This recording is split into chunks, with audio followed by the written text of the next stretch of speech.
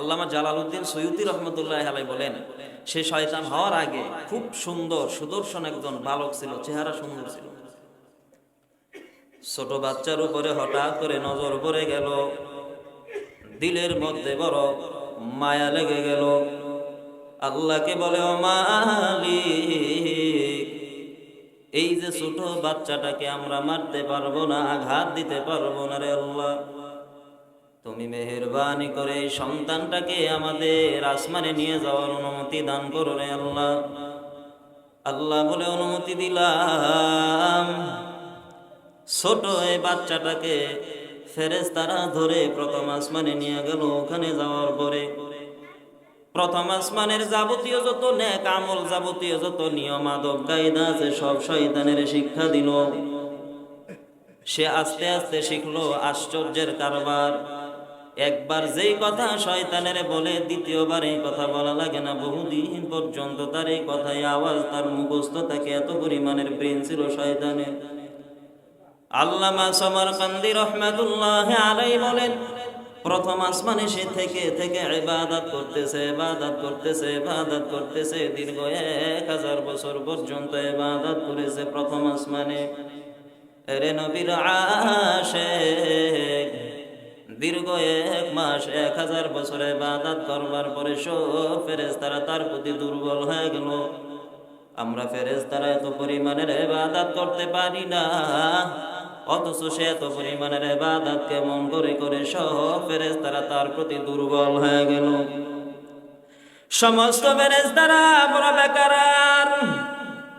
এত পরিমাণের ইবাদত কেমনে করে, কেমনে করে?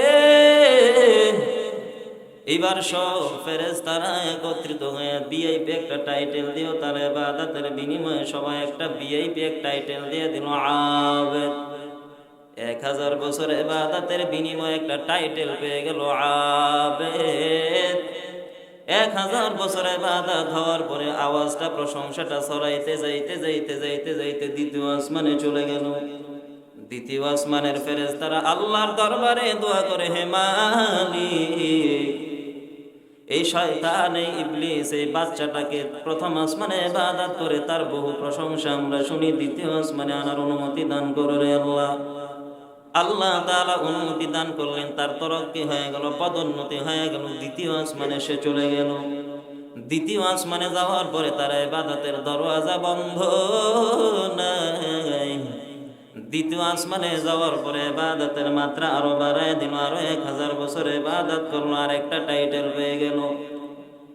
এইভাবে করে করে তৃতীয় আসমানে চলে গেল, চতুর্থ আসমানে চলে গেল, পঞ্চম আসমানে চলে গেল। প্রত্যেকটা আসমানে 1000 বছর করে ইবাদত আর ইবাদত। ষষ্ঠ আসমানে চলে গেল 1000 বছরের ইবাদত। সপ্তম আসমানে চলে গেল, সপ্তম আসমানে গিয়ে আরো 1000 বছরের ইবাদত। সপ্তম আসমান, 7 আসমানে 7000 বছর ইবাদত করবার পরে সপ্তম আসমানে যাওয়ার পরে আর সে আজিমের নিচে যে সমস্ত ফেরেশতারা থাকে আল্লাহর দরবারে দোয়া করেন আর বলেন, ও আল্লাহ, সপ্তম আসমানে একজন বাচ্চা থাকে, জিন জাতিদের অন্তর্গত, সে অনেক ইবাদত করে, আমরা তাকে দেখতে চাই, কিনারায় আমাদের কিনারায় নিয়ে আসতে চাই। আল্লাহ বলে, অনুমতি দিলাম। অনুমতি পাওয়ার পরে সপ্তম আসমান থেকে এই ইবলিস শয়তানের আরশে আজিমের নিচে নিয়ে গেল। ইয়াকুত পাথর দ্বারা বিশাল বড় এক সিংহাসন বানায় সেখানে শয়তানের থাকতে দিল। সেখানে ইবাদত করে, ইবাদত করে। আল্লাহ তাআলা এবার শয়তানের উপরে বলে, রে শয়তান, আমি তোর ইবাদতে বড় খুশি, তোর ইবাদতে আমি বড় খুশি। খুশি হওয়ার পর এখন তোমাকে একটা দায়িত্ব দিব, তুমি সেটা পালন করবানি। ইবলিস বলে, আল্লাহ, আপনি দায়িত্ব দিবেন, আমি পালন করব না, তা কখনো হতে পারে না। কি দায়িত্ব আল্লাহ? আল্লাহ তাআলা বলেন, তুমি এখন জমিনের মধ্যে যাইবা, যারা অবাধ্য তোমার স্বজাতি জাতি ভাইদেরকে তুমি আমি আল্লাহ তাআলার দিকে তাদেরকে দাওয়াত দিবা, আমি আল্লাহর দিকে তাদেরকে ফিরায় আনবা। বারবার নবীওয়ালা কাজ তুমি এখন জমিনে গিয়ে করবা। ইবলিস এখনো পর্যন্ত সেই ইবলিস হয় নাই, এখনো পর্যন্ত সে লানত প্রাপ্ত হয় নাই। এবার বলে ও আল্লাহ আমি জমিনে যাব, আমার জাতি ভাইদেরকে আমি দাওয়াত ঠিকই দিব, তবে আমার একটা দিলের তামান্না আছে, দিলের আরজি আছে, আপনি পূরণ করে দেন রে আল্লাহ। কি দিলের তামান্না? বলে আমার দিলের তামান্না হলো আমি সারাদিন আমার জাতি ভাইদেরকে দাওয়াত দিব, নবীওয়ালা কাজ ঠিকই করব, তবে সন্ধ্যা হওয়ার আগে আবার আমি আমার জায়গায় চলে আসবো, আর আমি ইবাদত করব, ইবাদত করব। আল্লাহ বলে অনুমতি দিলাম। অনুমতি পাওয়ার পরে দুনিয়ায় চলে আসলো, তার জাতি ভাই জিনদেরকে দাওয়াত দেওয়া শুরু করলো। দাওয়াত দিতেছে দিতেছে দিতেছে দীর্ঘ সময় পর্যন্ত দাওয়াত দেওয়ার পরে এক পর্যায়ে দেখে মুষ্টিময় কিছু জিন ছাড়া আর কেউ তাদের কথা আল্লাহর দিকে তারা ফিরে আসে নাই। জিনের রাগান্বিত হয়ে গেল, ইবলিস রাগান্বিত হয়ে আল্লাহকে বলে, আল্লাহ এই জাতিরা বড় বেহায়া জাতি, বড় বেলাজা জাতি, এরা তোমার দিকে আর ফিরে আসবে না। ও আল্লাহ তুমি এদেরকে হালাক বানায় দাও, ও আল্লাহ তুমি এদের ধ্বংস বানায় দাও। আল্লাহ তাআলার কাছে যখন এইভাবে যখন বদদুয়া করলেন, আল্লাহ গজবের ফেরেশতা নাজিল করে দিলেন। হে মুমিন, গজবের ফেরেশতারা এই জমিনের মধ্যে আসার পর দুনিয়ার মধ্যে যত জিন আছে সব জিনদের উপরে দ্বিতীয়বারের মতো আবার আঘাত শুরু করলো। এদিক দিয়ে ইবলিস শয়তান, এখন ইবলিস হয় না, সে সেখানে চলে গেল। দীর্ঘ সময় পর্যন্ত ইবাদত করলো। এক পর্যায়ে ইবাদত করতে করতে মুআল্লিমুল মালাইকা হিসাবে, সমস্ত ফেরেশতাদের শিক্ষক হিসাবে সে পরিণত হয়ে গেল। সমস্ত ফেরেশতাদের শিক্ষক হিসাবে সে পরিণত হয়ে গেল। মুআল্লিমুল মালাইকা হিসাবে এখন আসমানের মধ্যে তার খ্যাতি ছড়ায় গেল, প্রশংসা ছড়ায় গেল। মুআল্লিমুল মালাইকা ফেরেশতাদেরকে সে শিক্ষা দেয়, ফেরেশতাদেরকে সে তারতিব দেয়। এইভাবে দীর্ঘ সময় পর্যন্ত যখন এইভাবে ইবাদত করে করে আগায় যায়, এক পর্যায়ে দীর্ঘ সময় পাড়ি দেওয়ার পর শয়তান এবার আল্লাহ তাআলার কাছে একটা দিলের আরজি করে, আল্লাহ আমার মনের মধ্যে দিলের আরজি, দিলের আশা তুমি পূরণ করে দাও। বলে কি আশা? বলে আল্লাহ তোমার লৌহে মাহফুজ আমি একটা নজর দেখতে চাই, একটা নজর দেখতে চাই রে আল্লাহ। লৌহুন মানে হলো তক্তা, মাহফুজ মানে হলো সংরক্ষিত। রাহমাতুল লিল আলামিন বলেন, আমি মেরাজের রজনীতে যখন ওই মেরাজের মধ্যে গেলাম বাইতুল্লাহ থেকে বাইতুল মাকদিস, দীর্ঘ 1 মাসের পর অল্প সময় পাড়ি দিয়ে আমি বাইতুল মুকাদ্দাসে যখন চলে গেলাম, বাইতুল মুকাদ্দাস সেখানে যাওয়ার পরে আমি তাকায় দেখি আদম নবী থেকে নিয়ে ওই আমি পর্যন্ত রাহমাতুল লিল আলামিন পর্যন্ত সমস্ত আদম, সমস্ত আম্বিয়া কেরামগণ বাইতুল মুকাদ্দাসের মধ্যে তারা সেখানে ছিল। নামাজের সময় হয়ে গেল, কে হবে আজ এই নামাজের ইমাম? আদম নবী মনে মনে ভাবে, আজকে বুঝি এত দামি একটা নামাজের ইমাম আমি আদম ছাড়া আর কেউ হবে না। নূহ নবীও মনে মনে ভাবে, ঈসা নবীও ভাবে, মুসা নবীও ভাবে, ইব্রাহিম নবীও ভাবে। আল্লাহ বলেন না না, আজকের এই দামি নামাজের ইমাম কোন নবী হবে না, তবে কে হবে? একজন হবে, তিনি আর কেউ না, রাহমাতুল লিল আলামিন। নবী নামাজ পড়াইলেন, এবার উদ্যোগে রওনা হয়ে গেলেন সিদরাতুল মুনতাহা। অনেক লম্বা কথা, এক পর্যায়ে সিদরাতুল মুনতাহা থেকে যখন উপর দিকে রওনা হয়ে গেল, উপর দিকে যাওয়ার সময় আমি নবী বলেন আমি অন্ধকার জগৎ পাড়ি দিয়ে যখন উপরে যাই, মনের মধ্যে বড় ভয়, কারণ বাইতুল্লাহ থেকে সিদরাতুল মুনতাহা পর্যন্ত জিবরাইল আমিন আর মিকাইল দুইজন আমাকে সহযোগিতা করেছে, সাপোর্ট দিয়েছে। এখন তারা দুইজন নাই, আমি এখন বড় ভয়, একা একা হয়ে গেলাম, আমার সাথে কেউ নাই, কেউ নাই। মনের মধ্যে বড় ভয় পাইতেছি, বড় ভয়। হঠাৎ করে আবু বকরের আওয়াজের মতো কে যেন আমাকে আওয়াজ দিয়ে বলেন, ও নবী স্থির হয়ে যান, দাঁড়ান, আমার আল্লাহ এখন নামাজ পড়তেছেন, দাঁড়ায় যান, দাঁড়ায় যান। মায়ার নবী রাহমাতুল লিল আলামিন বলে, আমার অন্তরের মধ্যে দুটো প্রশ্ন জাগিয়ে গেল, আবু বকর আমার আগে কেমন করে এখানে আসলো? 2 নাম্বার প্রশ্ন, আমার আল্লাহ তো নামাজ পড়েন না, আমার আল্লাহ তো নামাজে মশগুল হন না, আমার আল্লাহ তো নামাজ থেকে বেনিয়াজ, নামাজ থেকে তো নামাজের মুখাপেক্ষী না, তাহলে এই কথা বলার দ্বারা কি উদ্দেশ্য? আল্লাহ তাআলা একজন ফেরেশতার আওয়াজ দিয়ে জানায় দিল, পয়গম্বর, এক নাম্বার হলো আবু বকরের যে আওয়াজ আপনি পাইলেন। এই আবু বকরের আওয়াজের নেই আওয়াজ দিয়ে একজন ফেরেশতা দিয়ে আওয়াজ দিয়েছেন যাতে করে আপনি যেন ভয় না পান। 2 নাম্বার, আমার আল্লাহ নামাজ পড়তেছেন, আসলে আমার আল্লাহ নামাজ পড়েন না। আমার আল্লাহ নামাজ পড়ার অর্থ হলো এখন আপনার উম্মতের উপরে রহমত বর্ষণ করতেছে। নবী আরো উপরে গেলেন, এরপরে তাকায় দেখে লৌহে মাহফুজ, আল্লাহ তাআলার আরশে আজিমের নিচে ডান পাশে লৌহে মাহফুজটা ঘুরে ঘুরে ঘুরে ঘুরে দেখেছেন, সেখানে আল্লাহ তাআলা ওই পৃথিবী যেদিন থেকে সৃষ্টি করেছেন সেদিন থেকে নিয়ে কিয়ামত অবধি পর্যন্ত যা যা হবে সব সেখানে লিখে রাখছেন। ইবলিসের মনের মধ্যে বড় আশা, ও আল্লাহ আমি লৌহে মাহফুজটা এক নজর দেখতে চাই। আল্লাহ তাআলা কবুল করে নিলেন। ইবলিস এবার সেখানে চলে গেল, লৌহে মাহফুজ ঘুরে ঘুরে ঘুরে ঘুরে তাকায় তাকায় দেখতেছে। দেখতে দেখতে এক পর্যায়ে এমন এক জায়গায় নজর পড়ে গেল, সেখানে লেখা এই জমিনের মধ্যে আসমানের মধ্যে একজন আল্লাহর বান্দা আছে, দীর্ঘ সময় ইবাদত করবার পরে আল্লাহর একটা হুকুম অমান্য করবে। এই হুকুম অমান্য করার কারণে আল্লাহ তাআলা তাকে লানত প্রাপ্ত বানিয়ে দিবেন। ইবলিস আল্লাহকে প্রশ্ন করে, আল্লাহ লোকটাকে থর থর থর থর করে কাঁপতেছে, সেজদায় পড়ে গেল। 6000 বছর পর্যন্ত সেজদায় পড়ে আছেন। সেজদা থেকে মাথা উঠানোর পরে তাকায় দেখে সেজদার জায়গার মধ্যে লানাতুল্লাহি আলা ইবলিস লেখা আছে। ইবলিসের উপরে আল্লাহর লানত। ইবলিস এখনো জানে না, সে নিজেই যে ইবলিস এখনো পর্যন্ত সে জানে না, কারণ এখনো পর্যন্ত সে পরিচিত হয় নাই, এখনো সেই ইবলিসে পরিণত হয় নাই। মুআল্লিমুল মালাইকা হিসেবে চলতেছে চলতেছে চলতেছে। এক পর্যায়ে আল্লাহকে বললেন, ও আল্লাহ, এই লানাতুল্লাহি আলা ইবলিস, ইবলিসটাকে তাকে একটু দেখায় দিবেননি? আল্লাহ বলে, সময় যখন হয়ে যাবে তখন তুমি টের পাইবা ইবলিসকে তার পরিচয়টা তুমি জানতে পারবা। আমি আল্লাহর বলার দরকার নাই, সময় হলে তুমি টের পাইয়া যাইবা।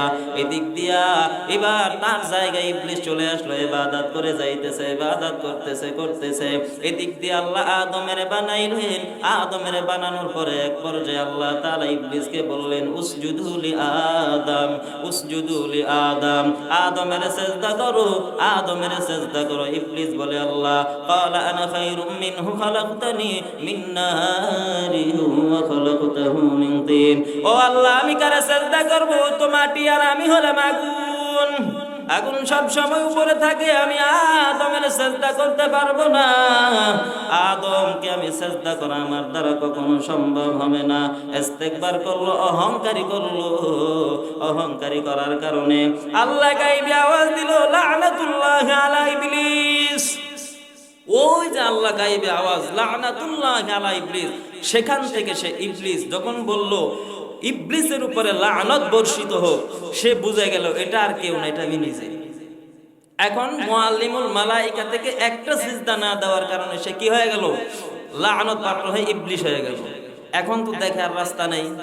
আমি যেহেতু ইবলিস, আর ওই জায়গায় দেখছি লৌহে মাহফুজে, সেখানে দেখেছি যে ইবলিস হবে অনেক বছর ইবাদত করবে লম্বা সময় ধরে, এক পর্যায়ে সে ইবলিস হয়ে যাবে লানত প্রাপ্ত, তার কোনো সুযোগ নাই, জায়গা নাই। তো এবার তো চিন্তায় পড়ে গেল, এখন তো দেখে কোনো রাস্তা নাই। এখন আল্লাহকে বলেন, কি বলে? আল্লাহ নিজেই বলেন যে আল্লাহর কাছে কিছু জিনিস সে চাইতেছে, আল্লাহ তুমি আমাকে কিছু জিনিস দান করো, কি চাও তুমি?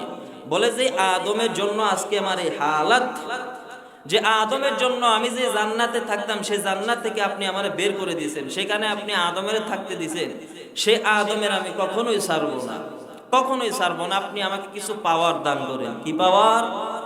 বলে এক নাম্বার পাওয়ার হলো, ক্বালা ফাখরুজ মিনহা ফাইন্নাকা রাজিম ওয়া ইন্না আলাইকা লা'নাতা ইলা ইয়াউমিদ্দিন, ইলা ইয়াউমিদ্দিন। আল্লাহ তাআলার কাছে এবার চাইতেছে, আল্লাহ এক নাম্বার জিনিস তোমার কাছে আমার দাবি হলো, আমি যে আদমের কারণে লাঞ্ছিত হয়েছি, বঞ্চিত হয়েছি, ওই আদমের আমি ধোঁকা দিতে চাই। ধোঁকা দেওয়ার জন্য আমার এক নাম্বার জিনিস লাগবে, ইলা ইয়াউমিল কিয়ামাহ, কিয়ামত পর্যন্ত আমার হায়াত লাগবে। আল্লাহ বলে দিয়ে দিলাম। 2 নাম্বার বলে, আমি যেন আদমের সাহা রগে রগে রক্তে রক্তে যেন চলতে পারি, সে তৌফিক দান করো। আল্লাহ বলে দিয়ে দিলাম। 3 নাম্বার, তারে ধোঁকা দেওয়ার মতো যতটুকু এবিলিটি দরকার, শক্তি দরকার আমারে দেন। আল্লাহ বলে দিয়ে দিলাম। 4 নাম্বার, ও আল্লাহ তোমার বান্দা আদমের ধোঁকা দিতে গিয়ে তারা তো, সে যদি আমারে দেখে ফেলে ঝামেলা, তো তারা যেন আমারে দেখতে না পারে, সে তৌফিক দান করো। আল্লাহ বলে এটাও দিয়ে দিলাম। আরো অনেকগুলো কথা, অনেকগুলো কিছু আল্লাহ তাআলার পক্ষ থেকে নিয়ে আসে। আনার পরে এবার আদমেরও জমিনে নামায় দিল, শয়তানও জমিনে নামিয়ে গেল। সবাই শয়তান জমিনে আসার পরে খুশি, খুব খুশি, কারণ আদমের সাথে নিয়ে আসে। আর সেই খুশিতে কি কয়, আল্লামা জালালউদ্দিন সুয়ুতী বলেন, ওই যে আদম সন্তানের বড়রারে, অর্থাৎ আদমের যেহেতু ধোঁকা দিয়ে ফেলছি, অতএব সেখানে এই তার সন্তান যারা আছে এদের ধোঁকা দেওয়া কোনো সমস্যা আমার হবে, এই কথা বলতেছে, খুব খুশি।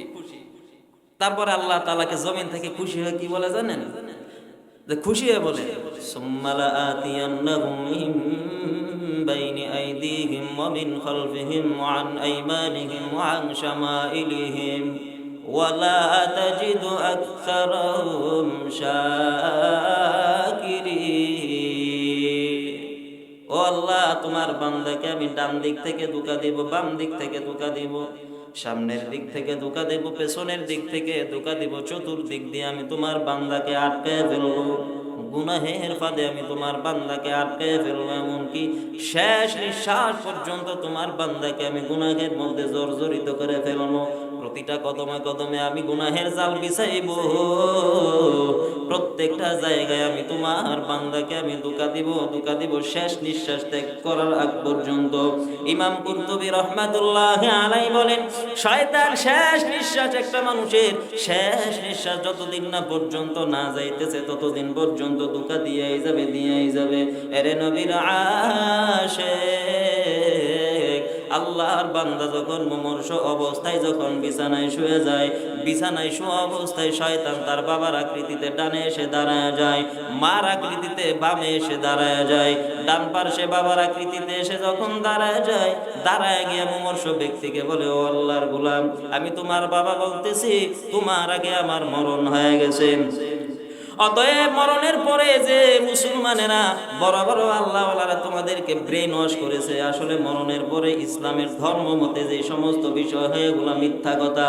তুমি বাবা, আমি তোমার বাবা বলতেছি, তুমি এখন ইন্তেকাল করবা, কিছুক্ষণ পর তোমার কাছে আজরাইল আলাইহিস সালাম আসবে, তোমার কাছে আমার দাবি তুমি এখন ইহুদি হয়ে এরপরে মারা যাও।